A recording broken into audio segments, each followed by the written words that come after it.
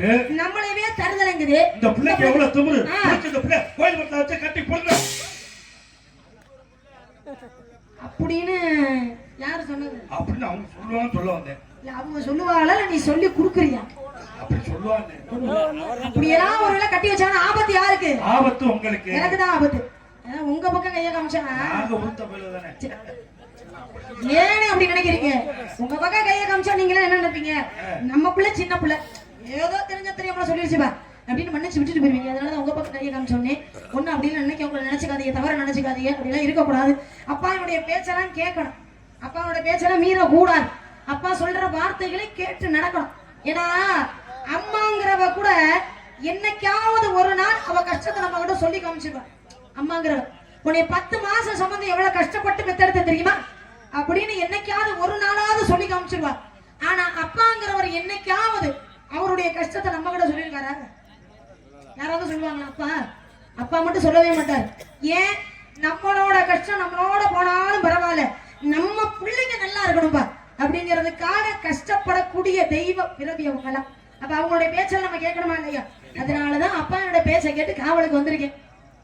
ஆனா அந்த காவலுக்குலாம் போறதுக்கு முன்னாடி மனசுல இருக்கிற ஒரு சில விஷயங்களை சொல்லிட்டு போயிடலாம்னு முடிவு பண்ணிருக்கேன். என்ன விஷயமா இருந்தாலும் ஒண்ணும் பிரச்சனை சொல்லுங்க, நம்ம ஊர் தான். நான் ஒருத்தரை காதலிக்கிறேன். நான் ஒருத்தரை காதலிக்கிறேன். அவரையே கல்யாணம் பண்ணிக்கணும்னு ஆசைப்படுறேன். ஒரு அன்னைக்கு முன்னாடி ஒரு அன்னைக்கு முன்னாடி காதலிக்கிறது சொல்ல உனக்கு எவ்வளவு தைரியம்? ஏன் இவ்வளவு கோவப்படுறீங்க? என்னது கோவப்படுறீங்க? காதலிக்கிறேன்னு சொன்னது ஒரு தவறா? தப்பு இல்ல, அது அன்னைக்கு முன்னாடி தெரியுமா சொல்றீங்க நீ.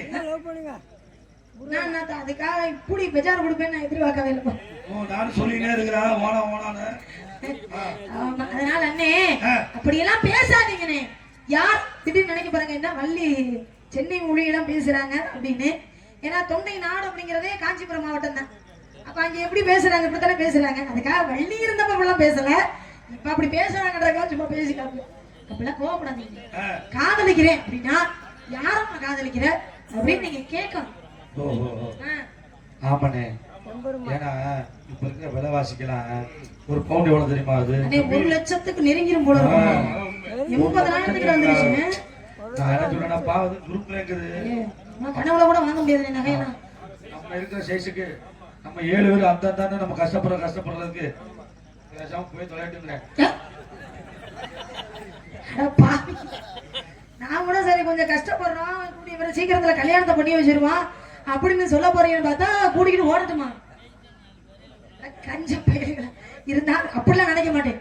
உங்களுடைய சம்மதத்தோட எல்லாரோட சம்மதத்தோடையும் இந்த ஊர்ல விடியறதுக்குள்ள எனக்கு கல்யாணம். ஆமா, யாரு கூட கல்யாணம் தெரியுமா? தெரியும். தெரிஞ்சா நீங்களும் அப்படி ஆடி போயிருவீங்க, அசந்து போயிருவீங்க. அப்பேற்பட்ட ஆனந்தம் காதலிக்கிறேன். யார தெரியுமா காதலிக்கிறேன்? முருகனைத்தான் காதலிக்கிறேன். அவரைத்தான் கல்யாணம் பண்ண போறேன். அவருக்காக காதலிக்கிறேன். கல்யாணத்துக்கு ஒத்துக்கிட்டதே பெரிய விஷயம். யார வேணாலும் கல்யாணம் பண்ணு என்ன சொல்ற முருக வேணாம். திருந்தும் போய் அந்த முருகனை போய் ஏனே இந்த நாடகமே வச்சு கல்யாணத்தை அவருக்காக பண்ணணும்னு வச்சிருக்காங்க. நான் சொல்ற விஷயத்தை மட்டும் கேட்டீங்கன்னா ஆடி போயிருவேன், அசந்து போயிருவேன். சரி, முருகனை கட்ட வேணான்றீங்கல்ல, என்ன காரணத்துக்காக கட்ட வேணாம்னு சொல்லுங்க. அது நியாயமான காரணமா தான் நான் ஏத்துக்கிறேன். கல்யாணம் பண்ணுவாரு முடியாம இந்த பேங்க அவ்வளவு சட்டை நான் மட்டும் போகல. யார பத்தி பேசிக்கிறீங்க? நம்ம காரக்குடி பழைய பஸ் ஸ்டாண்ட்ல ஆட்டோ ஓட்டுறாங்க. முருகன்னா காரக்குடியில பஸ் ஸ்டாண்ட்ல ஆட்டோ ஓட்டுற முருகன் சொல்லிக்கிட்டு இருக்கேன். அந்த முருகன் தானே கதையை எடுத்து என்னனே அந்த பஸ் ஸ்டாண்ட் இல்லையா? பஸ் ஸ்டாண்ட் ஓடுறேன். அந்த முருகனை நான் சொல்லுங்க. கொஞ்சம் மேல என்ன கல்யாணம் கட்டிக்கிட்டா? உங்ககிட்ட எல்லாம் என் காதல சொல்லி நான் எப்படி கல்யாணம் பண்ண போறேன்னு எனக்கே தெரியும். மேல அப்படின்னா உயர்வனே உயர்வானவர்னு சொல்லுவாங்க. சிவபெருமானவர் நெற்றிக்கண் இந்த 6 தீப்பொறிகளாக வந்தாரு. அந்த முருகப்பெருமானை மனசுக்குள்ள நினைச்சுக்கிட்டு இருக்கேன். அவர் எப்போ வராரு நான் காத்துக்கிட்டே இருக்கேன். இப்போதைக்கு வர மாதிரி தெரியல. அன்னைக்கு விடுதலுக்குள்ள வந்துருவாரு நினைக்கிறேன். இந்த முருகப்பெருமானை என்ன தேடி இந்த இடத்துக்கு வரதுக்கு முன்னாடி இந்த இடத்துல அவருடைய வருகைக்காக நான் எப்படி எல்லாம் காத்துக்கிட்டு இருக்கேன் அப்படிங்கிற விஷயத்தை உங்கள்கிட்ட சொன்னேன்.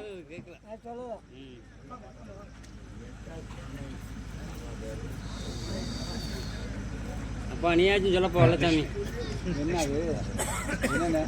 பூதமங்கலத்தை சார்ந்த நல்லவன் ரேடியோ செட் நல்ல வள்ளியாக நடிக்கும் லட்சுமி அவர்களுக்கு இந்த 50 ரூபாயை அன்பளிப்பாக அளித்து அன்பளிப்பு கொடுத்து பெருமைப்படுத்திய அன்புலத்திற்கு என் சார்பாக நான் சார்ந்த கலைக்குழுவின் சார்பாக நன்றி நன்றி நன்றி கடந்த வணக்கம். நன்றி. தங்கை பேரு லட்சுமி. லட்சுமிக்கு லட்சுமி கொடுப்பதா என்பத காரணத்தினால் அந்த லட்சுமி அண்ணன் அவர்கள் வாங்கி கொடுக்கிறார்.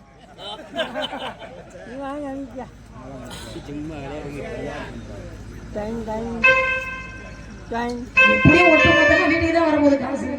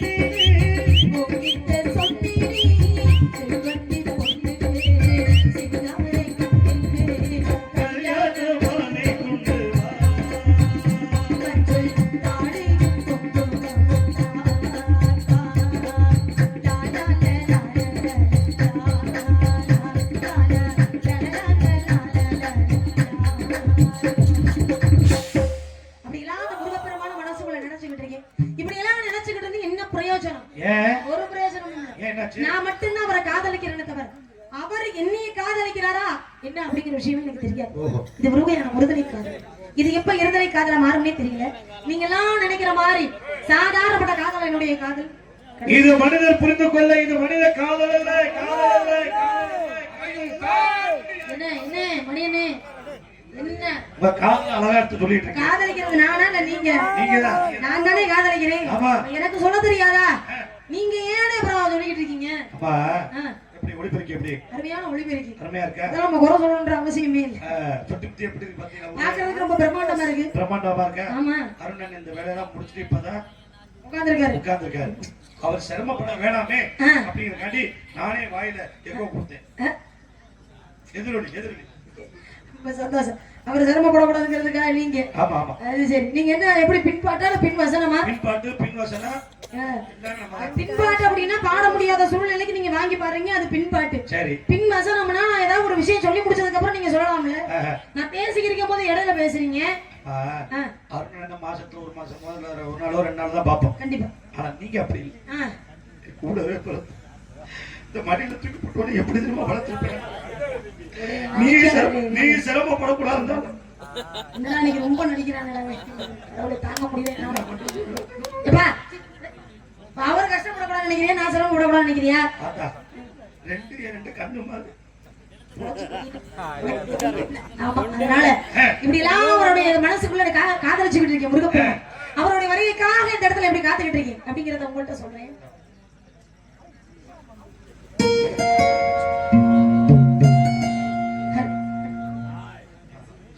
பாட்டு பாட வேண்டும். ஏய் எழுவா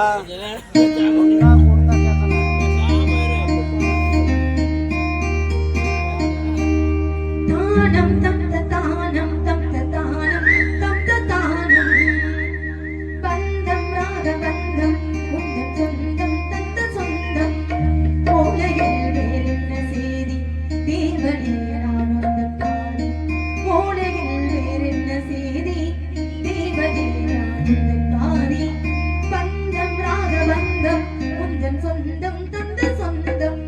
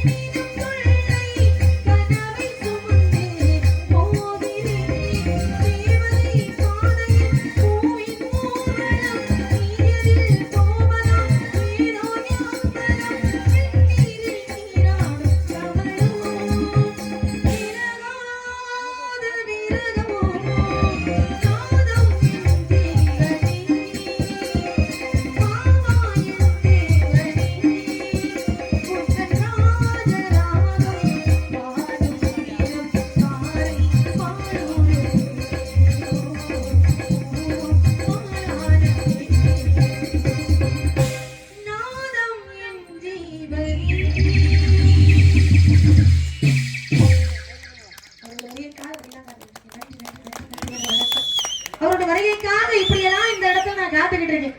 இதெல்லாம் காத்துக்கிட்டு இருந்து என்ன பிரயோஜனம்? ஒரு பிரயோஜனமும் கிடையாது. கம்பாடிப்பட்டியை சேர்ந்த அருமையினார் குமார் அவர்கள் 101 அன்பளிப்பு கொடுத்துள்ளார். அது மட்டும் இல்லாமல் மருதமலை அம்மணி முருகையா இந்த பாடல் கேட்டுள்ளார். 101 அன்பளிப்பு கொடுத்து பெற்றுள்ளார். தம்பி நாதர் வெங்கடேசன் அவர்கள் இந்த பாடலை மிகவும் சிறப்பாக போடுவார். அவருக்கே 101 அன்பளிப்பு கொடுத்திருக்காங்க. இருந்தாலும் எனக்காக அந்த அன்பளிப்பு கொடுத்திருக்காங்க. நன்றி நன்றி நன்றி. வணக்கம். ஒரு பிரயோஜனம் கிடையாது. நான் மட்டும்தான் அவரை காதலிக்கிறேன்னு தவிர அவரை என்னைய காதலிக்கிறாரா என்ன அப்படிங்கிற விஷயமே எனக்கு தெரியாது. இது ஒருதலை காதல். இது எப்ப இருதலை காதலா மாறும்னே தெரியல. நீங்க எல்லாம் நினைக்கிற மாதிரி சாதாரணப்பட்ட காதலா என்னுடைய காதல். ஆமாங்க, தெய்வம் பொருந்திய காதல். ஏன்னா தெய்வத்தையே காதலிக்கிறேன் அப்படின்னா அது சாதாரணப்பட்ட காதலா இருக்கும். நீங்க எல்லாம் நினைக்கிற மாதிரி இன்னைக்கு நேரத்தை ஆரம்பிச்ச காதல் இல்லை என்னுடைய காதல். 5 வயதில் அரியா பருவத்திலே வந்த காதல் என்னுடைய காதல். 5 வயசுல ஆரம்பிச்சேன்னா அது பக்தி காதல், ஆன்மீக காதல். அப்பேற்பட்ட காதல் எப்பேற்பட்ட காதல் அப்படிங்கறத எடுத்து சொல்லவா?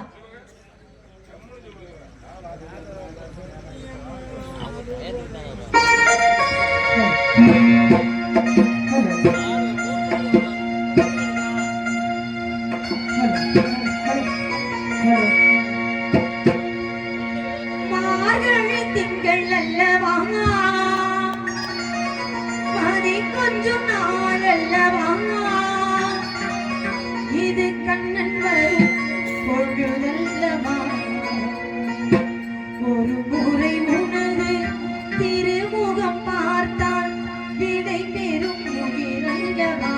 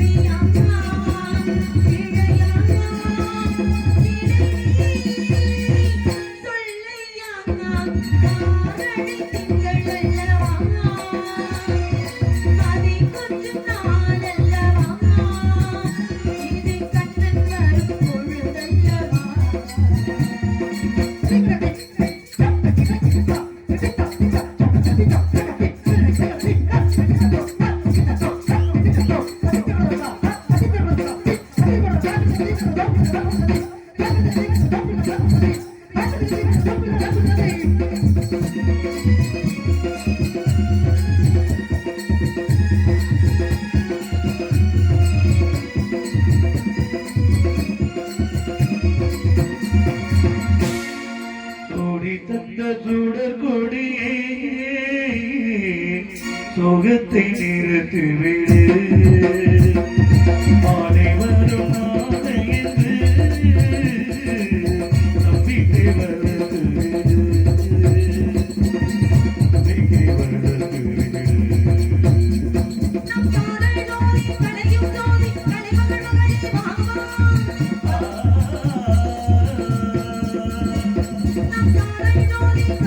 ஜோதி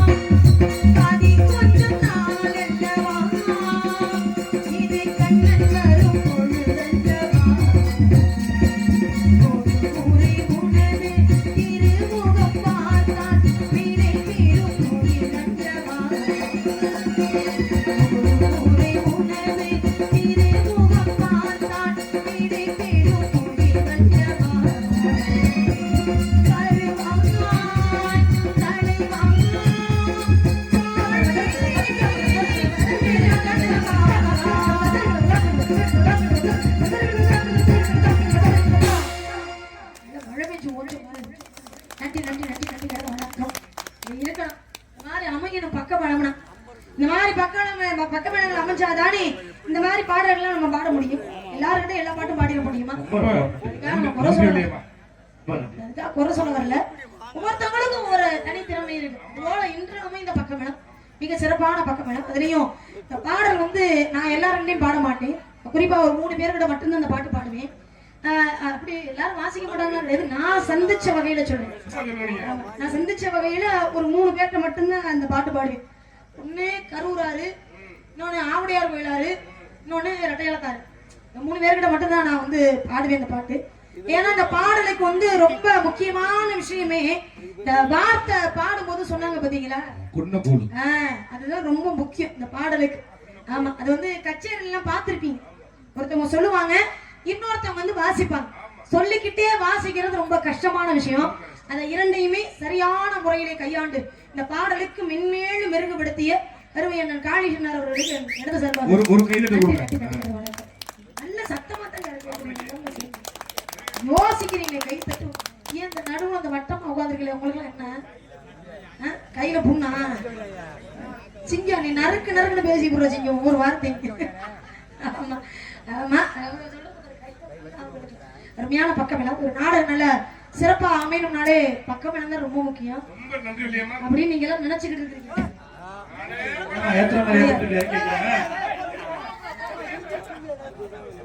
ஏப்பா ஏன் இப்படி பண்றீங்க?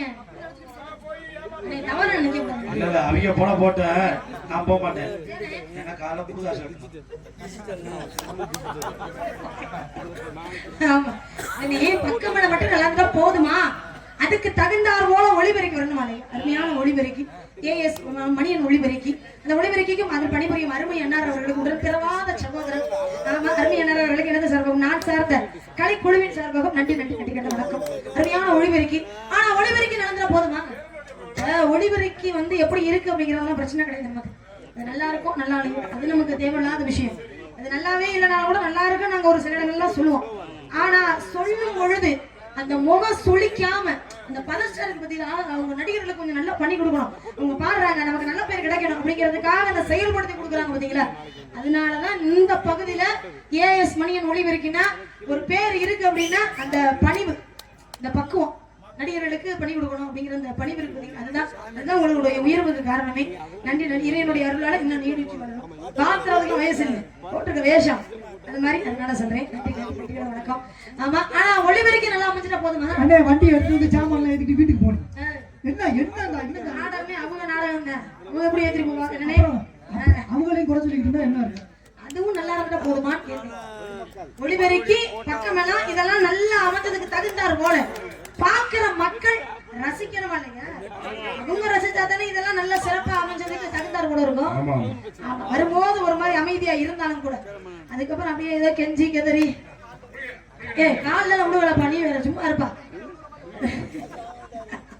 அது மாதிரி ஏதோ ஒண்ணு பண்ணி கைத்தட்ட வச்சாச்சு. அருமையான ரசிகர்கள், நல்ல ஒளிபெருக்கி நல்ல பக்கமேளம். அதுக்கெல்லாம் தகுந்தார் விதத்துல நல்ல முறையில் நடிகர்களை தேர்ந்தெடுத்து போட்டிருக்காங்க. அருமை அண்ணார் AS மணியன் ஒளிபெருக்கியை சார்ந்த அருமை அண்ணார் அருணனார் அவர்கள் இந்த நாடகத்தை சிறப்பாக அமைச்சிருக்காங்க. நாடகத்தை அமைத்த அருமை அண்ணார் அவர்கள் அருணனார் அவர்களுக்கு எங்களுக்கு கலைக்குழு சார்பாக நன்றி. எல்லாமே இன்னைக்குதான் சிறப்பாக அமைஞ்சிருக்கு. உண்மையிலே மனசுக்கு ரொம்ப திருப்தியா இருக்கு. எல்லாமே நிறைவா அமைஞ்சிருக்கு.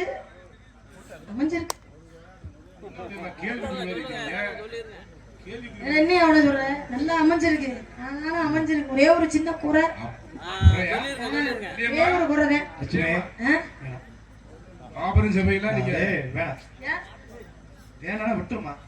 குறை எங்க இருக்கோ அங்க சொன்னா மனசு சங்கடப்படுற மாதிரி வேணாம் வேணாம்.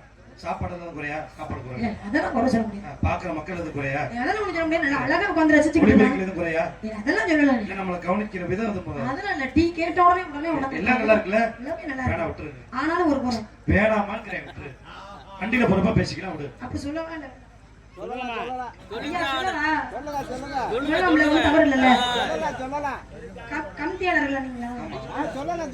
இந்த ஊருக்காரங்க தானே சொல்லலாம்ல, தப்பு இல்ல. ஒரே ஒரு சின்ன குறை தான். அது இந்த இனி இப்ப நாடகம் தொடங்கியாச்சு. இனிமே அதை ஒன்னும் சரி பண்ண முடியாது. அடுத்த ஆண்டு நாடகம் போடும் பொழுது அது நான் வர்றனோ இல்ல இந்த இடத்துல வேற யார் வர்றாங்களோ யாரா இருந்தாலும் சரி, அடுத்த ஆண்டு தயவு செஞ்சு அதை கொஞ்சம் சரி பண்ணிக்கோங்க. ஆமா, சின்ன பிள்ளை நான் சொல்றேன், தவறு நினைச்சுக்கோங்க. கூட்டம் இந்த கூட்டம் போதுமே, இது போதும், இந்த கூட்டம் போதும். ஏன்னா கூட்டம் ரொம்ப அதிகமா இருந்து நாடகத்தை கெடுக்கிறத விட இந்த மாதிரி அளவான கூட்டம் உட்காந்து 4 பேர் உட்கார்ந்தாலும் ரசிச்சாங்கன்னா அதுவே போதும். கூட்டம் இந்த கூட்டம் போதும். ஆனா இந்த கூட்டம் காலையில வரைக்கும் இருக்குமா?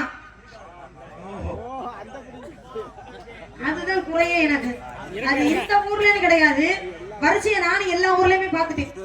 சரியா அந்த மாலை மாத்திரப்ப மட்டும் ஊருக்குள்ள ஆளே இருக்கிறதே கிடையாது. அது என்னன்னே தெரியல. இந்த நாடகத்துக்கு பேர் என்ன தெரியுமா? நாடகத்துக்கு பேர் வள்ளி திருமணம் தானே. ஆனா வள்ளியோட திருமணத்தை இது வரைக்கும் யாராவது முழுமையா இருந்து பாத்திருக்கீங்களா? அப்புறம் எதுக்குதான் வள்ளி திருமணம் நாடகம் வைக்கிறீங்க? இன்னைக்கு நான் ஒரு முடிவோட தான் வந்திருக்கேன். விடுகிற வரைக்கும் இந்த கூட்டமாவது அப்படியே இருந்தா எனக்கும் முருகனுக்கும் கல்யாணம். நீ எனக்கு அண்ணன் வேணும்டா, தருத்திரியம்டா. அதனால இவங்க இந்த கூட்டம் இருந்தாலும் இல்லனாலும் எனக்கும் முருகனுக்கும் கல்யாணம் நடக்க போகுது இல்லையா? ஆனா என்ன சொந்த பந்தங்கள்லாம் நீங்க கூடி இருந்தீங்கன்னா திருமண வாழ்க்கை நல்லா இருக்கும். உங்க மாதிரி பெரியவங்களோட ஆசீர்வாதம் வேணுமே அப்படிங்கறதுக்காக கேட்கிறேன். அதனால விடுகிற வரைக்கும் இருந்து நாடகம் பார்ப்போம் அப்படிங்கிறவங்க மட்டும் கை தட்டுங்க. கூட பெண்கள்ல இந்த வயசான பெண்கள் தான் கை தட்டுறாங்க, வேற யாரும் கை தட்டுற மாதிரி தெரியல. அதனால இருக்கட்டும், இந்த கூட்டம்லாம் கடைஞ்சு எந்திரிச்சு போறது கிடையாது. இந்த முருகப்பெருமான் திருமணம் பண்ணிக்கிறது, அந்த திருமணம் இருக்கிற எப்படி நடக்க போகுது அப்படிங்கறத சொல்றேன்.